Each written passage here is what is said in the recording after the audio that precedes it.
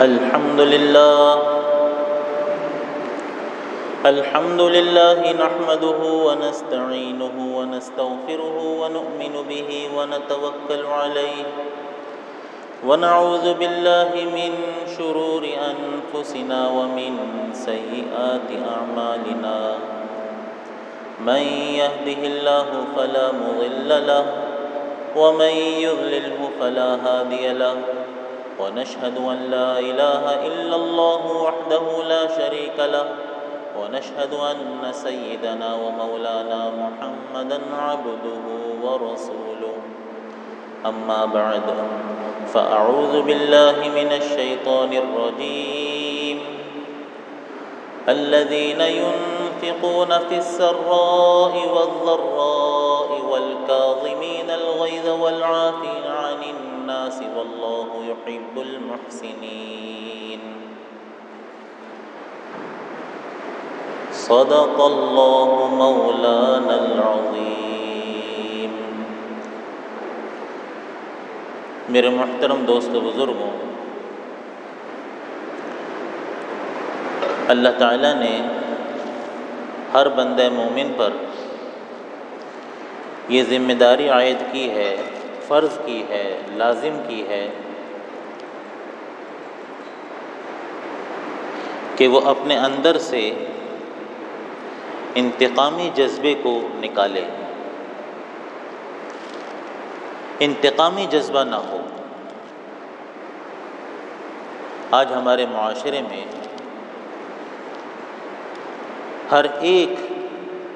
ہر اگلا فرد وہ انتقامی جذبہ رکھتا ہے، میں اس کو نہیں چھوڑوں گا، میں بدلہ لوں گا۔ اور اللہ تعالیٰ کا ارشاد ہے الذین ينفقون فی السراء والضراء، یہ ایمان والے کون ہیں؟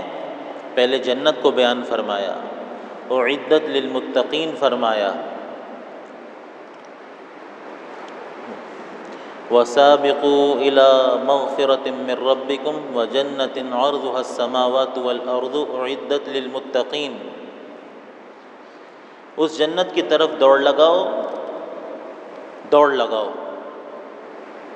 مسابقہ یعنی مقابلہ کرو، جس کی وسعت زمین اور آسمان کی وسعت کی طرح ہے۔ کس کے لیے بنائی گئی ہے؟ اعدت للمتقین، متقیوں کے لیے بنائی گئی ہے۔ وہ متقین کون ہیں؟ جو آیت میں نے تلاوت کی، الذین ينفقون فی السراء والضراء، وہ متقین وہ ہیں کہ جو خوشی میں بھی خرچ کرتے ہیں، اور جب دل کے اندر کوئی تنگی ہو، کسی نے آپ کو برا بھلا کہہ دیا، اور جس نے آپ کو برا بھلا کہا اسی پر آپ خرچ کرتے ہیں ہر مہینے۔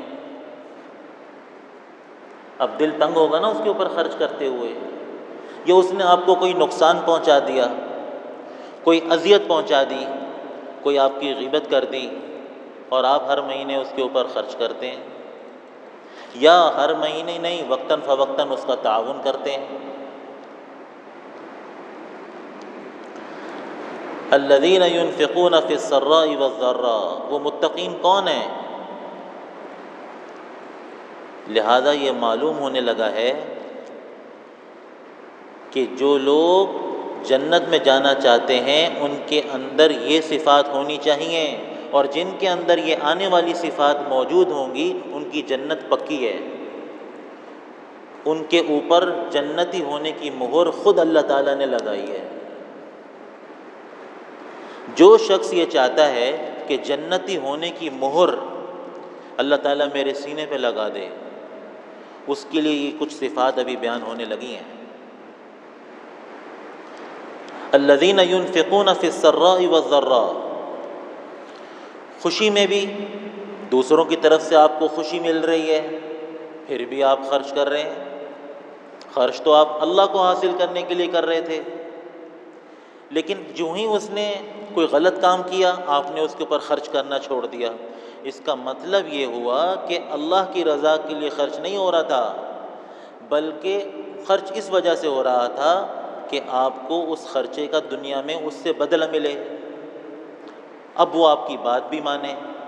اگر واقعی آپ اللہ کے لیے خرچ کر رہے تھے تو اب بھی آپ خرچ کریں گے جب کہ آپ کو اس کی طرف سے تکلیف پہنچی ہے۔ معلوم ہوا کہ انتقامی جذبہ نہیں رکھنا، انتقامی جذبے کو اپنے اندر سے ختم کر دیجئے۔ یہ آج مسلمان، یہ انسان معاشرے کے اندر، اس کے اندر کوٹ کوٹ کے انتقامی جذبہ بھرا ہوا ہے۔ ذرا سا شوہر کے مزاج کے خلاف بات ہوئی، اس نے گھر والوں کا کھانا ہی بند کر دیا۔ اب بچے معافی بھی مانگ رہے ہیں کہ جی ابا جی معاف کر دیجئے، اور یہ سمجھتا ہے کہ اگر میں نے معاف کیا اور انتقام نہ لیا تو یوں سمجھ لیں گویا کہ فوج کو شکست ہو گئی اور وہ ہار گئی۔ نہیں، اللہ نے مہر لگائی ایسے لوگوں کے اوپر جو انتقامی جذبہ نہیں رکھتے، انتقامی جذبہ نہیں رکھتے۔ ذرا بیوی کا موڈ خراب ہو جائے، وہ کہتی میں کھانا نہیں پکاؤں گی، کر لو جو مرضی کرنا ہے، جہاں مرضی سے جا کے کھانا ہے کھاؤ جا کے، میں کھانا نہیں پکاتی۔ اس کے اندر بھی انتقامی جذبہ۔ ذرا سا کسی نے کچھ کہہ دیا گھر میں، بس اس کو دل میں رکھا ہوا ہے، اور فوراً اگر اس سے کوئی ایسی بات ہوئی فوراً اس کی وہ بات یاد دلا دی، دیکھو تم نہیں یوں کرتے تھے، تم نے بھی تو یوں کیا تھا، تانا دے دیا اس کو۔ ایسا ہو کیوں رہا ہے؟ ایسا ہو اس وجہ سے رہا ہے کہ بچپن ہی سے ماں باپ نے بچوں کو ایسا ماحول دکھایا، ایسا ماحول کریٹ کیا، بنایا، جس کی وجہ سے بچوں کے اندر بھی انتقامی جذبہ ہے، بن چکا ہے وہ انتقامی جذبہ۔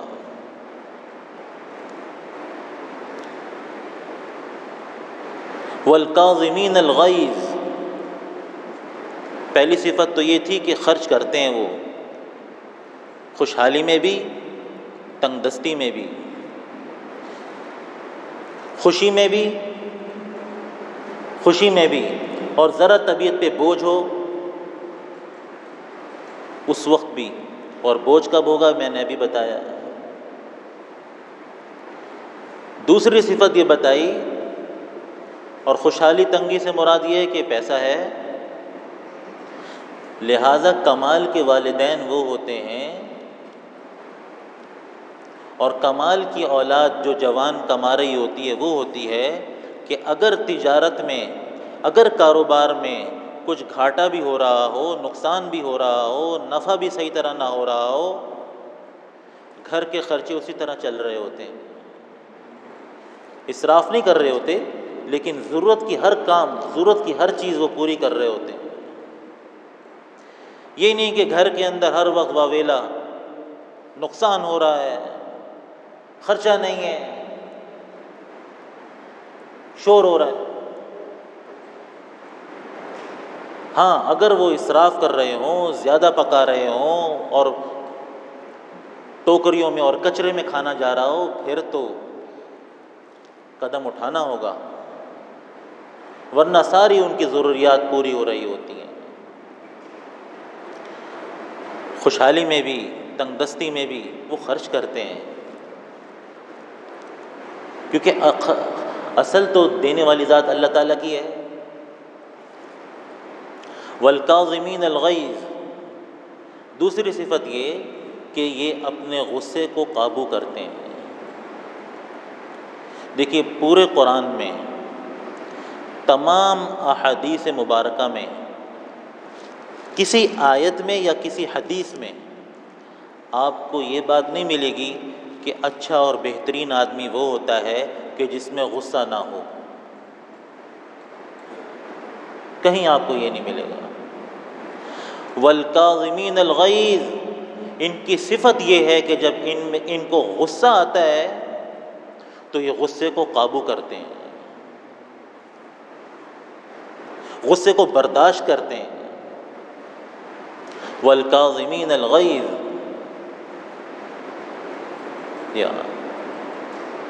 یعنی پھر وہی نتیجہ نکلا کہ یہ انتقام نہیں لیتے، انتقام نہیں لیتے۔ حضرت موسیٰ علیہ السلام نے اللہ تعالیٰ سے پوچھا، اے اللہ، کلیم اللہ تھے، براہ راست باتیں کرتے تھے، من اعز عبادک عندک، رسول اللہ صلی اللہ علیہ وسلم یہ واقعہ سنا رہے ہیں۔ پوچھا کہ تیرے یہاں سب سے زیادہ عزت دار بندہ کون ہے تیرا؟ اللہ تعالیٰ نے فرمایا، من اذا قدر غفر، وہ زیادہ سب سے عزت دار ہے میری نگاہ میں۔ اللہ نے جواب دیا، جو قدرت کے باوجود بھی معاف کر دے، درگزر کر دے، قدرت پوری ہو سے معاف کر دے، درگزر کر دے۔ تو والکاظمین الغیظ، غصے پر قابو پاتے ہیں۔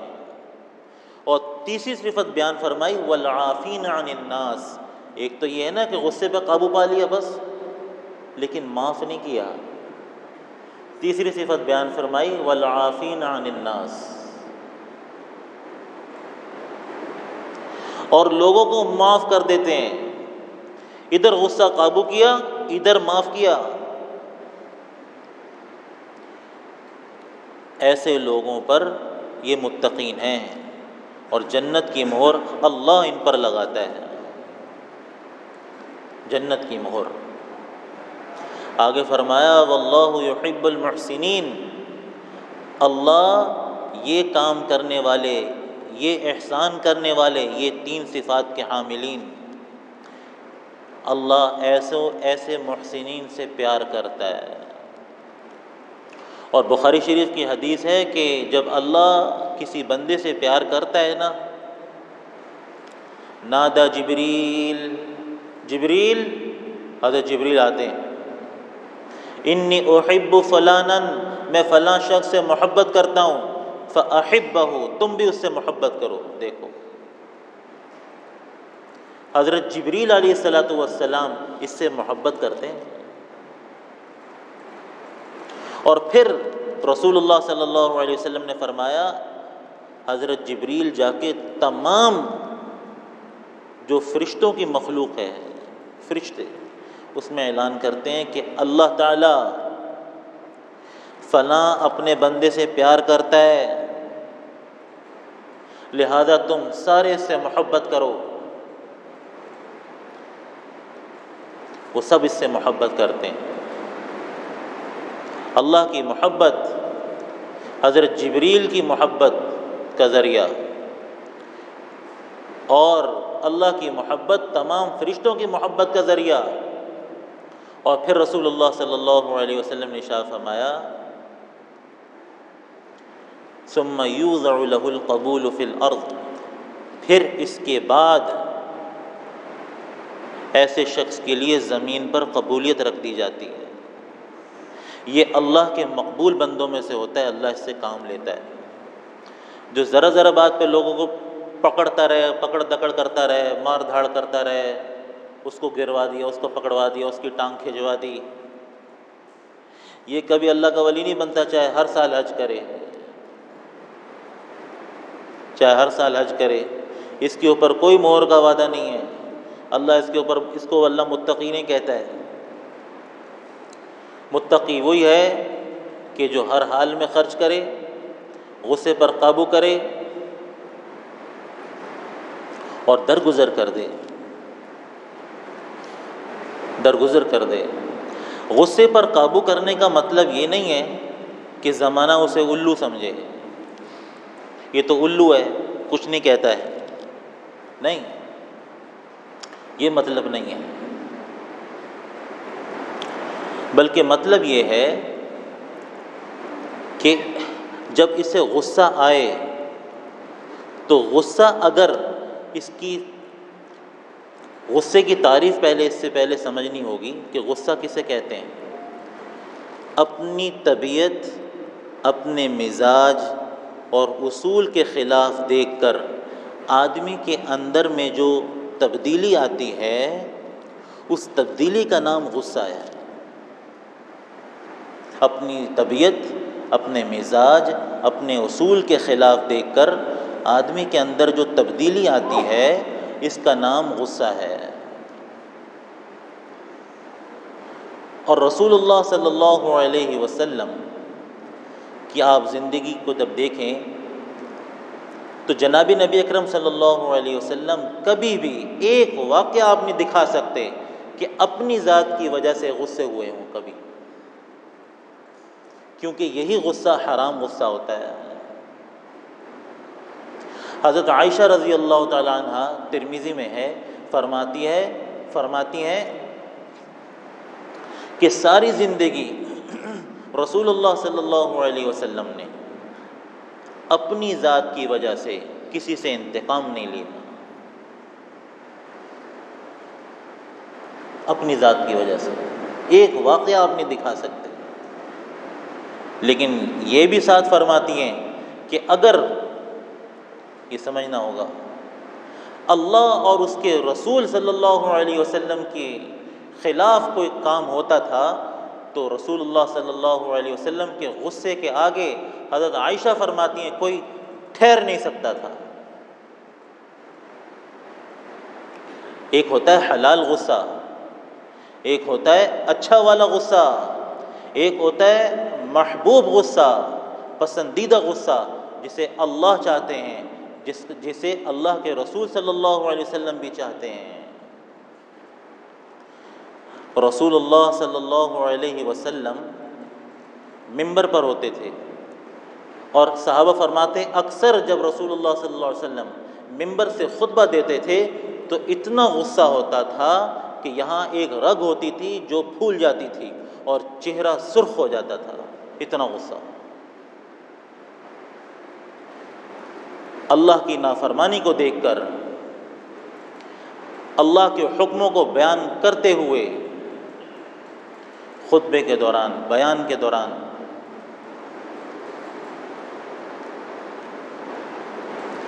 تو آج اس بات کی ضرورت ہے کہ ہمارے نوجوان حلال اور حرام غصے کے اندر تمیز کریں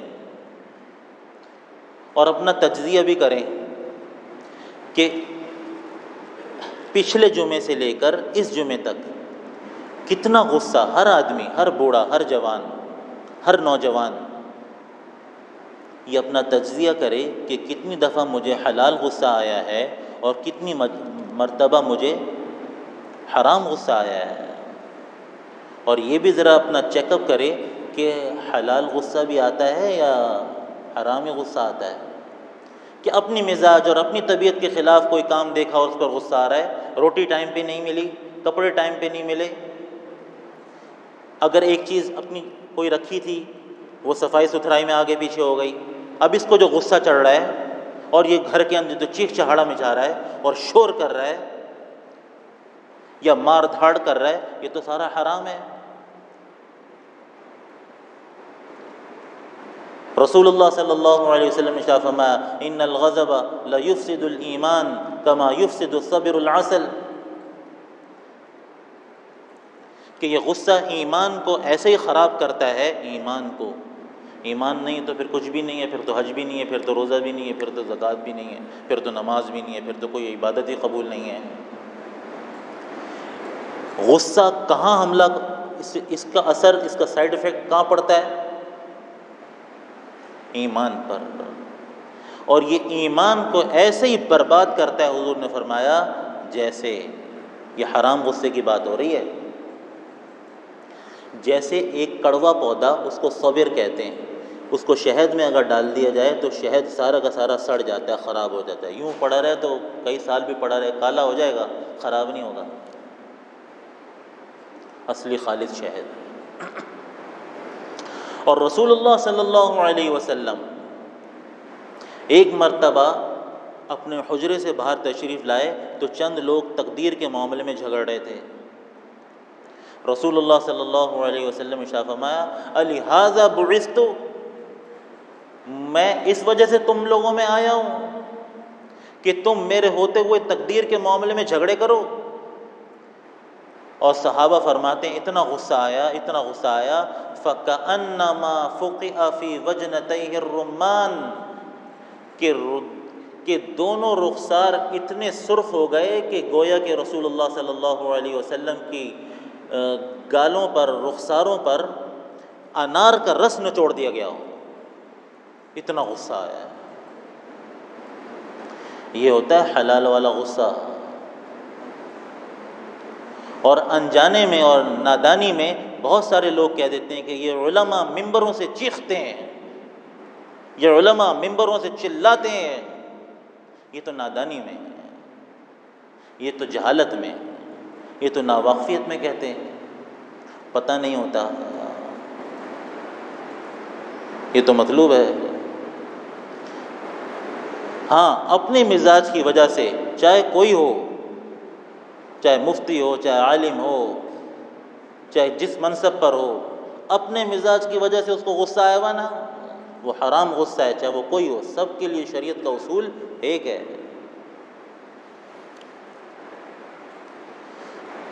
تو حلال غصہ آنے پر یہ نہیں ہے کہ بھئی اب حلال غصہ آیا ہے لہذا مار دھاڑ مکہ دان توڑ، حلال غصہ آ گیا۔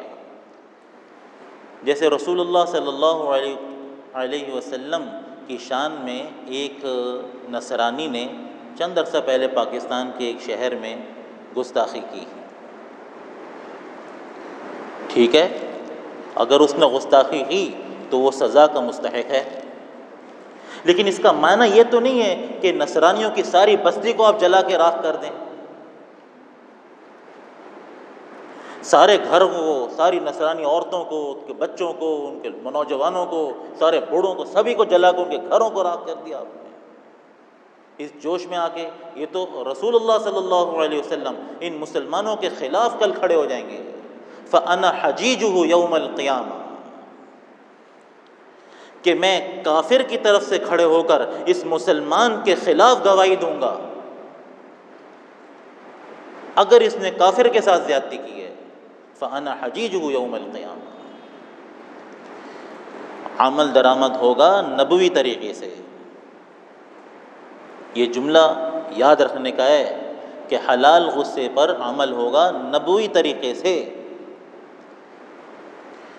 جنگ بدر میں ایک شاعر تھا، اس زمانے میں جو شاعر ہوتے تھے نا وہ اس زمانے کا بہت بڑا میڈیا ہوتے تھے، ایسے اشعار پڑھتے تھے کہ تن بدن میں آگ لگ جاتی تھی، آگ بھڑکا دیتے تھے 2 منٹوں میں۔ قادر الکلام آدمی تھا۔ بدر کے موقع پہ اس نے کفار کو بہت ابھارا، مسلمانوں کے خلاف پکڑا گیا، رسول اللہ صلی اللہ علیہ وسلم کے سامنے پیش کیا گیا، غصہ تھا صحابہ کو، رسول اللہ صلی اللہ علیہ وسلم کو بھی اس کے اوپر غصہ تھا، لیکن اس نے کہا مجھے معاف کر دیں، میرے چھوٹے چھوٹے بچے ہیں، یہ ہے وہ ہے۔ فرمایا جاؤ، معاف کیا، معاف کر دیا اس کو۔ پھر بدر کے بعد احد آئی، پھر اس نے وہی حرکتیں شروع کی اور خوب ابھارا مسلمانوں کو، کافروں کو، مسلمانوں کے خلاف۔ اللہ کی شان، احد کی لڑائی میں پھر وہ پکڑا گیا۔ تو جب وہ پکڑا گیا نا تو پھر کہنے لگا مجھے معاف کر دو، مجھے چھوڑ دو، میرے چھوٹے چھوٹے بچے ہیں۔ تو رسول اللہ صلی اللہ علیہ وسلم نے اس موقع پر اس وقت ایک تاریخی جملہ ارشاد فرمایا، تاکہ لوگ، یہ وہی بات آ گئی، تاکہ لوگ آپ کو، یعنی حلال غصے پر ایسے عمل کرنا ہے کہ لوگ آپ کو، یعنی یہ نہ سمجھیں کہ بھئی اس کو جو مرضی آئے کہتے رہو، یہ تو الو ہے، نہیں۔ فرمایا لا یلدغ المؤمن من جحر مرتين، کہ ایمان والے کی یہ شان ہوتی ہے کہ اسے ایک سوراخ سے، ایک بل سے 2 دفعہ نہیں ڈسا جاتا. وہ ایک دفعہ ڈسا گیا، ٹھیک ہے، اب دوبارہ اسی طریقے پر آ کے وہی غلطی دوبارہ کرے، ایمان والا یہ نہیں کرتا.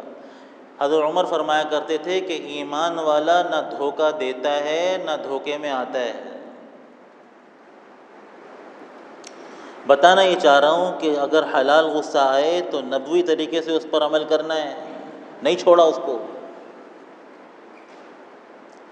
لہٰذا جب غصہ آئے تو رسول اللہ صلی اللہ علیہ وسلم نے یہ فرمایا کہ آدمی اعوذ باللہ من الشیطان الرجیم پڑھے، لا حول ولا قوت الا باللہ پڑھے، بیٹھا ہے تو کھڑا ہے تو بیٹھ جائے، بیٹھا ہے تو لیٹ جائے. اور یہ فرمایا کہ وضو کر لے، وضو کرنے سے اس کے اوپر سے غصہ اترتا چل جائے گا، ٹھنڈا ہوتا چلا جائے گا، ٹھنڈا ہوتا چلا جائے گا. وضو کرے فوراً جا کے، کیونکہ ایمان پر ضرب پڑے گی اس حرام غصے کی وجہ سے. اور پھر آدمی کو چاہیے کہ اگر یہ غصے میں اس نے کوئی ناجائز بات کہہ دی ہے تو اپنی بات سے پیچھے ہٹ جائے اور اپنے فیصلے کو ختم کر دے. یہ اس کے ایمان والا ہونے کی نشانی ہے، اور یہ اس کے اللہ کا بندہ اور رسول اللہ صلی اللہ علیہ وسلم کا اصلی غلام ہونے کی علامت ہے. اور جو ڈٹا رہے کہ نہیں بس میں نے زبان دے دی، ارے بھائی غصے میں قاضی کو حکم ہے لا یقضی القاضی وہو غضبان، قاضی فیصلہ نہ کرے غصے کی حالت میں، یقیناً غلط فیصلہ کرے گا وہ. اللہ تعالی ہمیں عمل کی توفیق عطا فرمائے، اور اللہ تعالی ہم سب کو اللہ اور اس کے رسول صلی اللہ علیہ وسلم کے طریقے کے مطابق عمل کرنے کی توفیق عطا فرمائے. سنتیں پڑھ لیں. الحمد للہ الحمد للہ